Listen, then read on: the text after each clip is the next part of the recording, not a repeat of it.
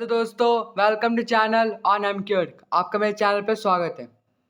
विषय गणित, कार्यपत्र 11, कक्षा 8। तो इस वर्कशीट को देखते हैं। वर्ग और मूल्य, वर्ग और वर्गमूल्य। ठीक है, देखते हैं आगे।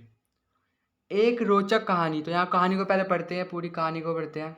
इससे पहले यहाँ पे एक डॉट्स, तो ये कहानी से रिलेटेड ये डॉट्स दिया गया, यहाँ पे एरो देख रहे हैं ना, कहानी से रिलेटेड दिया गया है। तो इस पूरी कहानियों को पढ़ते हैं। प्रिया और रिया, दो जुड़वा बहनें, आपस में विद्यालय खुलने के बारे में चर्चा कर रही थी कि जब स्कूल खुलेंगे तो हम सभी 6 फुट की दर बनाकर प्रार्थना स्थल पर प्रार्थना करेंगे। तभी रिया ने कहा कि हमने विद्यालय में कुल 1027 बच्चे हैं और हम सभी एक वर्ग बनाकर खड़े हो जाएंगे, अर्थात एक पंक्ति में जितने बच्चे होंगे कुल उनकी ही पंक्तियाँ बनाएंगे। कितना सुंदर लगेगा। हमने विद्यालय का प्रांगण कुछ इस तरह। तो ये तो सुंदर लगेगा ही, ठीक है। स्क्वायर रूट, ठीक है। अगर वो उस स्क्वायर रूट को 6 फुट की दर से बनाएंगे ना, तो अगर वो स्क्वायर रूट को फुलफिल करता है तो ही बनेगा। जैसे यहाँ पे देखो, ये स्टार्टिंग की 4 है। जैसे यहाँ पे स्क्वायर रूट बोला है ना, तो स्क्वायर, तो ये वाली साइड और ये वाली साइड इक्वल होती है ना। तो इक्वल होती है ना, तो इसको हमने इससे मल्टीप्लाई किया, तभी हमारा क्या बनेगा, एक स्क्वायर रूट बनेगा। ठीक है, 6 फुट की दर से स्क्वायर रूट बन जाएगा। बट यहाँ पे क्या है, 1027 है। ये तो किसी का स्क्वायर रूट ही नहीं होता। ये तो किसी का स्क्वायर रूट होता है 1027, स्क्वायर रूट तो होता ही नहीं है। तो जो प्रिया और रिया जो कह रही है वो इसको फुलफिल नहीं करता। वो मतलब स्क्वायर रूट नहीं बन पाएगा वो, क्योंकि 1027 क्या है, एक स्क्वायर रूट नंबर ही नहीं है। वो परफेक्ट स्क्वायर ही नहीं है किसी नंबर का, जिससे कि वो क्या बने, एक रूट बन सके। ठीक है, आगे देखते हैं। इसी से रिलेटेड दिया गया है। प्रिया ने कहा कि 1027 बच्चों से वर्गाकार आकृति नहीं बन सकती। ठीक है, अभी मैंने बताया ना नहीं बन सकती, क्योंकि ये है ही नहीं स्क्वायर रूट किसी का। रिया को प्रिया पर गुस्सा आया। ठीक है, रिया को प्रिया पे गुस्सा आ गया होगा, तो उसने तब उसको गलत साबित कर दिया। तो और उसने पूछा, तुम यह कैसे कह सकती हो। उसने क्वेश्चन किया, कुछ तो लॉजिक लगाया होगा ना कि तुमने ऐसा कैसे कह दिया कि मतलब इनका वर्गाकार नहीं बन सकता, वर्गाकार आकृति नहीं बन सकती 1027 बच्चों की। तो आगे देखते हैं। क्या तुम्हें 1027 का वर्गमूल निकालना आता है, उसने पूछा। तो प्रिया ने कहा कि मुझे किसी भी संख्या का वर्गमूल निकालना तो आता है, परंतु किसी भी संख्या का वर्गमूल निकालना अभी मैडम ने नहीं सिखाया।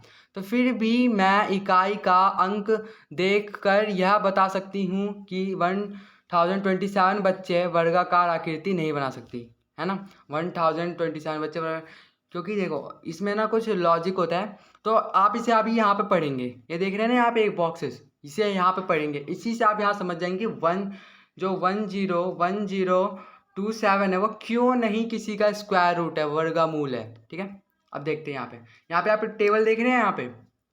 यहाँ पे आपको एक टेबल दिख रहा होगा जिसमें संख्या लिखी गई है। यहाँ से यहाँ तक संख्या लिखी गई है 40 तक संख्या लिखी गई है और सबके वर्ग दिए गए हैं। ठीक है, और इकाई का अंक दिया गया है। मतलब इकाई का अंक क्या है, जैसे 2 का स्क्वायर किया तो 4, ये तो सिंपल ही आ गया। तो ये तो सिंपल ही एक इकाई है 4। ठीक है, जैसे मानो चलो मैंने 6 का स्क्वायर रूट दिया, तो 6 को 6 से मल्टीप्लाई करेंगे वापस, स्क्वायर रूट तो वही होता है ना, सेम नंबर मल्टीप्लाई होते हैं। 36, तो अब इसमें यूनिट प्लेस क्या होगा, जो पहले आएगा, तो 6।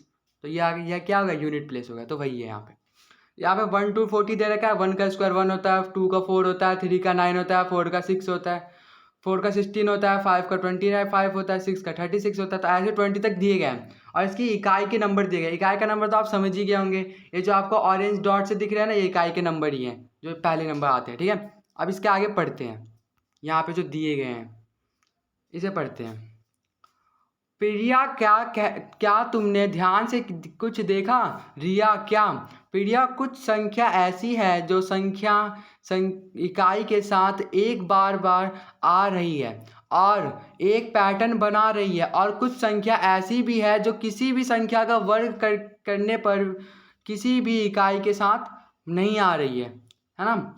ऐसी कई सारी संख्या हैं जो मतलब जो इकाई की जो संख्या दिख रही है, ये इनसे फुलफिल हो रही है, मतलब आ रही है जो इकाई चाहिए। तो वो आ रही है, ये इकाई के नंबर है। पर ऐसे कई सारी संख्याएं भी है जो नहीं आती है, ठीक है। अब देखते हैं आगे, जैसे यहाँ पे है 14965696410, तो ये सब क्या है, इकाई की संख्या है। इन्हीं संख्याओं की पुनरावृत्ति तो होती रहेगी और यह पैटर्न कभी नहीं बदलेगा, और इस पैटर्न में सिर्फ 0 1 4 5 6 9 कुल 6 ही अंक हैं, और बाकी बचे 4 अंक, बाकी कौन से बचे 4 अंक, 2 3 7 8 कभी भी पूर्ण संख्या के वर्ग का इकाई का स्थान नहीं हो सकता है। तो देखो अभी हमने पीछे क्या देखा था, वही याद करो। 1027 हमने एक डिजिट देखा था जो स्टूडेंट है। अब 1027 और यहाँ पे क्या है 2378 है, 2378 है और यहाँ पे 1027 है। अब देखो इसका यूनिट प्लेस देखो 7 है। अब 7 क्या है, 7 तो फुलफिल करता ही नहीं है वर्ग को, तो क्या ये स्क्वायर रूट है ही नहीं। अब चलिए आगे पार्ट से रिलेटेड प्रश्नों को देखते हैं।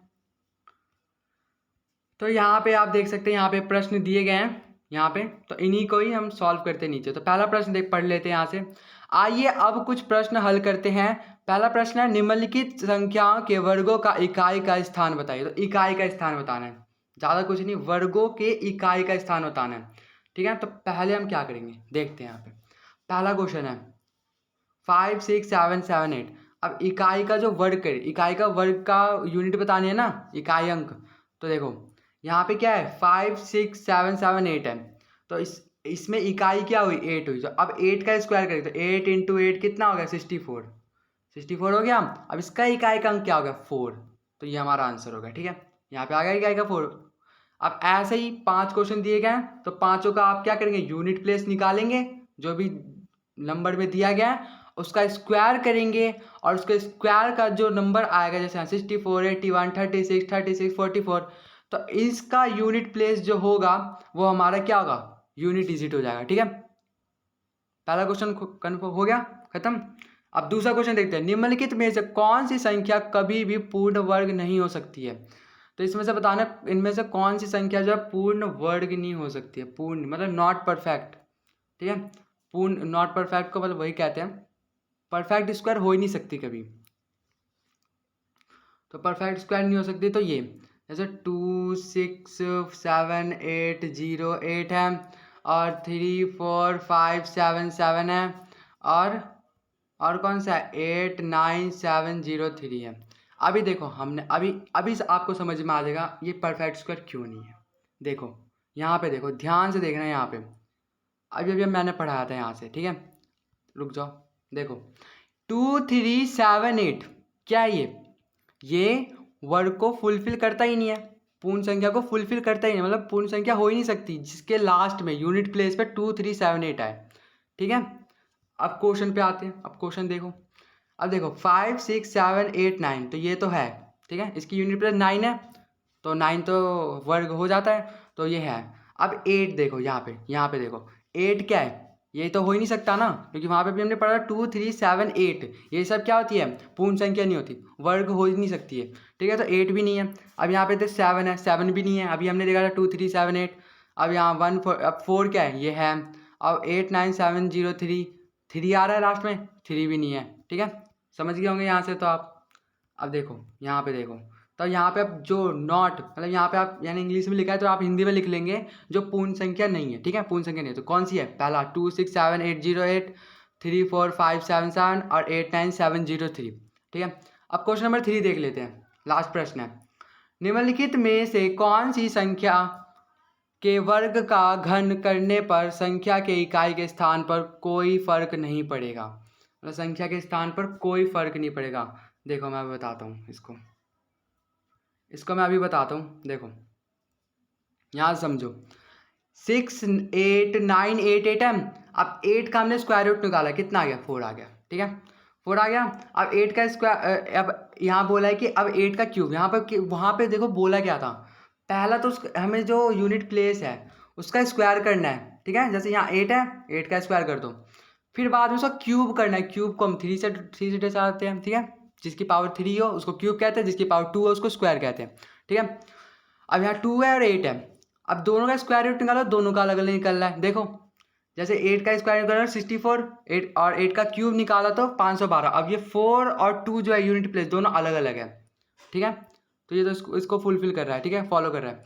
अब सेकंड है 68535, ठीक है। तो 5 का स्क्वायर किया और इसमें भी 5 का स्क्वायर किया, तो लास्ट में दोनों क्या है, सेम आ रहे हैं।